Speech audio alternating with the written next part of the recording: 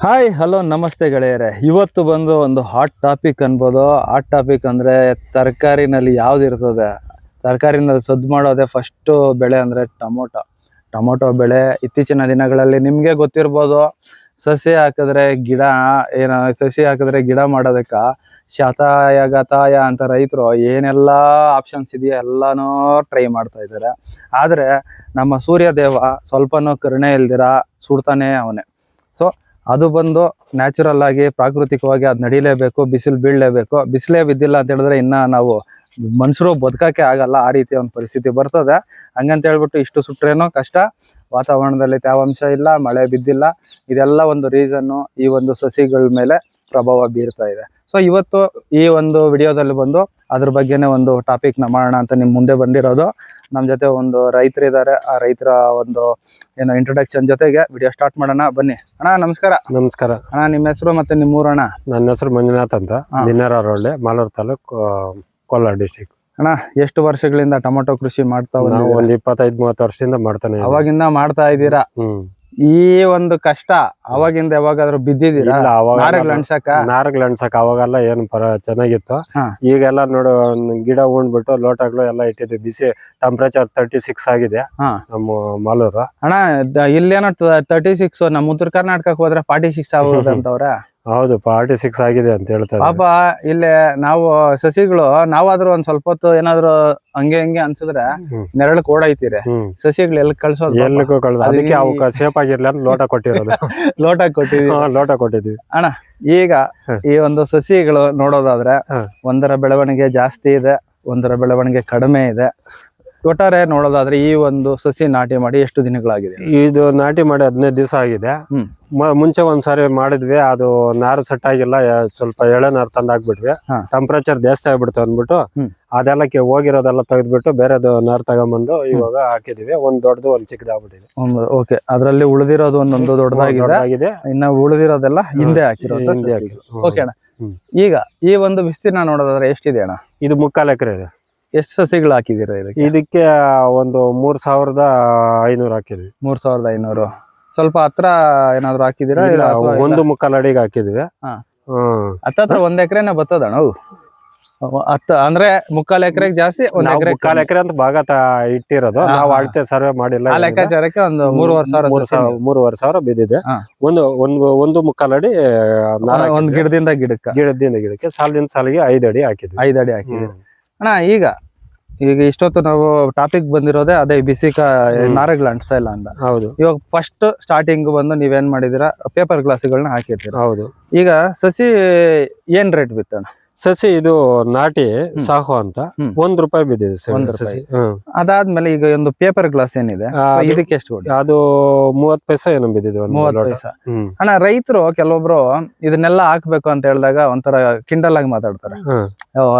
ನಾವ್ ಹಂಗೆ ಬೆಳಿತಾ ಇದ್ರಿ, ನಾವ್ ಹಂಗೆ ಬೆಳಿತೀರಿ, ಅದು ಇದು ಅಂತ ಹೇಳ್ಬಿಟ್ಟು. ಈ ಒಂದು ಟೆಂಪರೇಚರ್ ಅಲ್ಲಿ ಆ ಒಂದು ಮಾತಿಗೆ ನಿಮ್ ಕಡೆಯಿಂದ ಏನಾದ್ರು ಒಂದು ನಮ್ಮ ರೆಸ್ಪಾನ್ಸ್ ಅಂದ್ರೆ ಒಂದ್ ನಾರು ಹೋದ್ರೆ ₹1 ಹೋಗುತ್ತದೆ.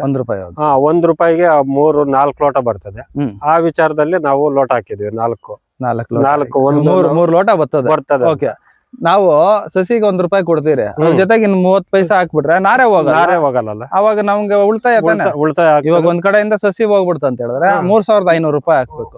₹1,000 ಹಾಕ್ಬಿಟ್ಟು ಬಂಡವಾಳ ಹಾಕ್ಬಿಟ್ರೆ ಎಲ್ಲ ತೋಟಕ್ಕೆಲ್ಲ ಸೇಫ್ ಆಗಿ. ಸ್ನೇಹಿತರೆ, ಇದು ಒಂದು ಯಾಕಂತ ಹೇಳಿದ್ರೆ ಯಾರೋ ನೆಗ್ಲೆಕ್ಟ್ ಆಗಿ ಮಾತಾಡ್ದವ್ರಿಗೆ ಸ್ವಲ್ಪ ಅರ್ಥ ಆಗ್ಲಿ ಅಂತ ಈ ಒಂದು ಮಾಹಿತಿನ ಹೇಳಿದೀನಿ. ಯಾರಿಗಾದ್ರೂ ಮನ್ಸು ಚುರುಕ್ ಅನ್ಸಿದ್ರೆ ದಯವಿಟ್ಟು ಕ್ಷಮೆ ಇರ್ಲಿ. ಅಣ್ಣ, ಇದೆಲ್ಲ ಒಂದು ವಿಚಾರ ಆಯ್ತು. ಈಗ ನಾರ್ಮಲ್ ಆಗಿ ನಾವು ಅಂಗಡಿನಲ್ಲಿ ತಗೊಳ್ಳೋ ಲೋಟ ಥಿಕ್ನೆಸ್ ಬಂದು ದಪ್ಪ ಇರ್ತದೆ. ಹೌದು. ಇವರು ಈ ಟೊಮೊಟೊ ಗಿಡಗಳಂತಾನೆ ತೆಳುವಾಗಿರೋ ಪೇಪರ್ನ ಹೊಡೆದವ್ರ ಅಂದ್ರೆ ಹೆಂಗಣ?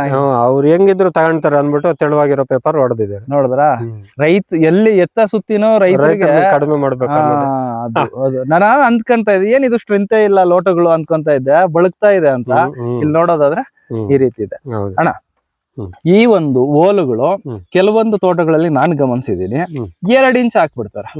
2 ಇಂಚ್ ಹಾಕ್ಬಿಟ್ಟು ನಾಟಿ ಮಾಡ್ತಾರೆ. ನಾಟಿ ಮಾಡಿ ಒಂದ್ ದಿನಕ್ಕೆಲ್ಲ ಈ ಕಾಂಡದ ಹತ್ರ ಒಂಥರ ಇದು ಬಂದ್ಬಿಡ್ತು, ಮಾರ್ಕ್ ಬಂದಿರ್ತದೆ. ಹೆಂಗಣ್ಣ, 2 ಇಂಚು ಒಳ್ಳೇದು ಸಮ್ಮರ್ ಅಲ್ಲಿ? 3 ಇಂಚ್ ಒಳ್ಳೇದು? 3 ಇಂಚ್ ಒಳ್ಳೇದು. 3 ಇಂಚು. 2 ಇಂಚ್ ಯಾವ ಟೈಮಲ್ಲಿ ಚೆನ್ನಾಗಿರ್ತದ? ಮಳೆಗಾಲದಲ್ಲಿ ಚೆನ್ನಾಗಿ. ಮಳೆಗಾಲದಲ್ಲಿ ನೀರ್ ಇಳಿಯಲ್ಲ, ಗಿಡ ಕಳೆ ಬರೋದಿಲ್ಲ ಅಂತ. ಈ ಬೇಸಿಗೆಯಲ್ಲೆಲ್ಲ ನಾವು 3 ಇಂಚೆ ಹಾಕ್ತಿವಿ. 3 ಇಂಚ್ ಹಾಕ್ತೀರಾ, ಮಳೆಗಾಲದಲ್ಲಿ 2 ಇಂಚ್ 2 ಇಂಚ್ ಹಾಕ್ತಿವಿ. ಸ್ನೇಹಿತರೆ ನೋಡಿದ್ರಲ್ವಾ, ಓಲ್ ಹಾಕೋದ್ರಲ್ಲೂ ಇಷ್ಟೆಲ್ಲ ಒಂದು ವ್ಯತ್ಯಾಸಗಳಿರ್ತದೆ. 3 ಇಂಚ್ ಹಾಕಿದ್ರೆ ಗಿಡಕ್ಕೆ ಏನಪ್ಪಾ ಅಂತ ಹೇಳಿದ್ರೆ ಸುತ್ತು ಬಂದು ಸ್ಪೇಸ್ ಅನ್ನೋದು ತುಂಬಾ ಆರಾಮಾಗಿರ್ತದೆ. ನಮಗೆ 2 ಇಂಚ್ ಹಾಕಿದ್ರೆ ಒಂದು ಈ ಮಟ್ಟಕ್ಕೆ ಬಂದಾಗ ಏನಾಗುತ್ತೆ, ಬಿಸಿ ಅನ್ನೋದು ಬೇಗನೆ ಗಿಡಕ್ಕೆ ತಾಗುತ್ತೆ. ಅದರಿಂದ ಸಮ್ಮರ್ ಅಲ್ಲಿ ಬಂದು 3 ಇಂಚು, ಅಂದ್ರೆ ಮಳೆಗಾಲದಲ್ಲಿ ಬಂದು 2 ಇಂಚು ಓಲ್ಗಳನ್ನ ಹಾಕೋತಾರೆ ಅಣ್ಣ. ಇದೆಲ್ಲ ಒಂದು ವಿಚಾರ ಆಯ್ತು. ಈಗ ಇದಕ್ಕೂ ಅಣ್ಣ, ಈಗ ಸ್ಟಾರ್ಟಿಂಗ್ ಅಲ್ಲಿ ಈಗ ಮೊದ್ಲೆಲ್ಲ ಬಂದು ಮಳೆಗಾಲದಲ್ಲಿ ಆ ಟೈಮಲ್ಲಿ ಅಂದ್ರೆ ಒಂದ್ ಸ್ವಲ್ಪ ನಾವು ಮಂಜಿಗಾಲದಲ್ಲೆಲ್ಲ ಡ್ರಿಪ್ ಗೊಬ್ಬರಗಳನ್ನ ಪ್ರಾಥಮಿಕ ಹಂತದಲ್ಲೇ ಕೊಡ್ಬೋದು. ಏನೋ ಒಂದು 7-8 ದಿನಕ್ಕೆಲ್ಲ ನಾವು ಕೊಡ್ಬೋದು. ಈಗ ನೋಡೋದಾದ್ರೆ ಇದಕ್ಕೇನು ಡ್ರಿಪ್ ಗೊಬ್ಬರಗಳು ಕೊಡಬೇಕಾ ಬೇಡ ಈ ಬಿಸಿನಾಗ? ಈ ಬಿಸಿನಲ್ಲಿ ಕೊಡಿಲ್ಲ ಅಂದ್ರೆ ಇಂಪ್ರೂವ್ಮೆಂಟ್ ಆಗಲ್ಲ, ಕೊಟ್ರೆ ಅದು ಬದುಕೋದಿಲ್ಲ. ಎರಡೂ ತೊಂದ್ರೆ, ಎರಡು ಕಡೆ ಎರಡು ಕಡೆಯಿಂದ ಅಣ್ಣ. ಇದಕ್ಕೊಂದ್ ಸೊಲ್ಯೂಷನ್ ಹೇಳೋದಾದ್ರೆ ಬೇರೆ ತರ ಗೊಬ್ಬರ ಏನ್ ಕೊಡ್ಬೋದು ಇದಕ್ಕೆ? ಬೇರೆ ತರ ಏನು ಗೊಬ್ಬರ ಡ್ರಿಪ್ ಓಲ್ ಹಾಕಿ ಕೊಡ್ಬೋದು. ಓಲ್ ಹಾಕಿ ಸೈಡ್ಗಳಲ್ಲಿ ಕೊಡ್ಬೋದು.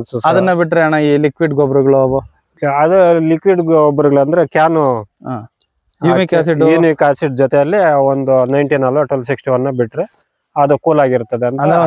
ಸ್ವಲ್ಪ ಕಡಿಮೆ ಅಂದ್ರೆ ಇವಾಗ ಮಳೆಗಾಲದಲ್ಲಿ ಚಳಿಗಾಲದಲ್ಲಿ ಯೂಸ್ ಮಾಡೋದಕ್ಕಿಂತ ಸ್ವಲ್ಪ ಕಡಿಮೆ ಬಿಟ್ಕೊಂಡು ಒಂದ್ ಟೈಮ್ ಬಿಡೋದು 2 ಟೈಮ್ ಬಿಟ್ಕೊಂಡ್ರೆ ನಡೀತದೆ.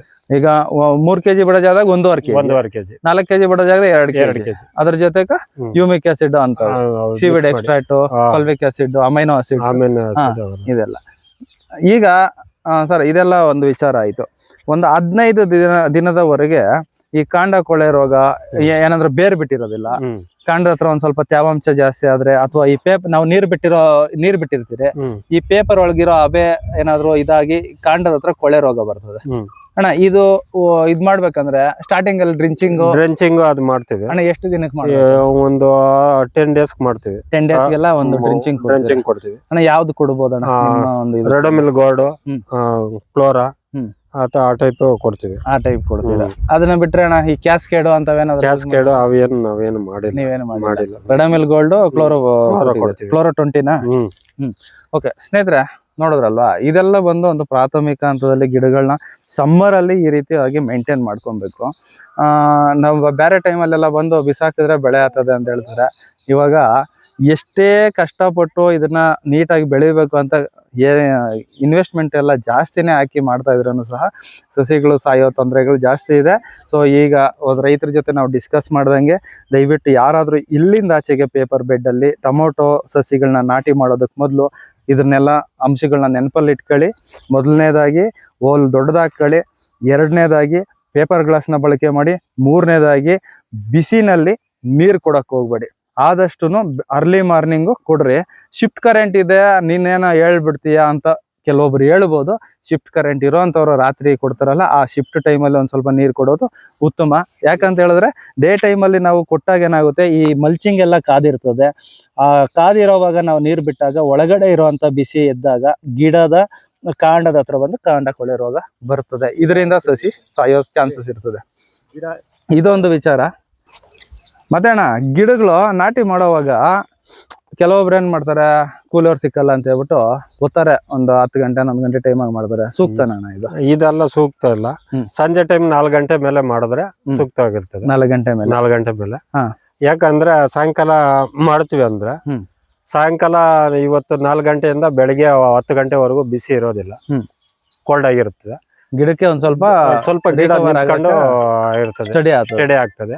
ಒಂದು 24 hour ನಿಂತ್ಕೊಂಡ್ಬಿಡ್ತಂದ್ರೆ ಒಂದ್ 8 hour 10 hour ನಿಂತ್ಕೊಂತಂದ್ರೆ ಗಿಡ, ಆಮೇಲೆ ಅದಕ್ಕೇನು ಅಷ್ಟೊಂದು ಬಿಸಿ ಕೊಟ್ರು ಏನು ಆಗೋದಿಲ್ಲ, ಅಷ್ಟೊಂದು ಗಿಡಕ್ಕೆ ತೊಂದರೆ ಬರೋದಿಲ್ಲ. ಸ್ನೇಹಿತರೆ ನೋಡಿದ್ರಲ್ವಾ, ಈ ಒಂದು ಮೆಥಡ್ಗಳನ್ನೆಲ್ಲ ಯೂಸ್ ಮಾಡ್ಕೊಳ್ಳಿ.